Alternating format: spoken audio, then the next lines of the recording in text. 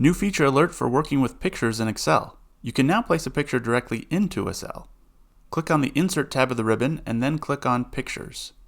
From here, you can either choose to place a picture in a cell or over a cell. Find a picture from your device or online and insert it into the cell. Size the picture by sizing the row and column.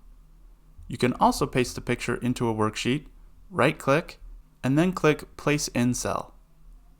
Pictures in cells work great for lists of employees or inventory where a picture is a helpful reference. This also allows you to return a picture when doing an XLOOKUP or a VLOOKUP. This feature is being rolled out to newer versions of Excel, so you might not have it yet. Another way to get pictures into cells is by using the image function. Use this when you want to bring in pictures directly from a URL. Simply type the URL in quotation marks. If you have a URL that changes in a predictable way, you can use cell references to quickly get images based on a formula.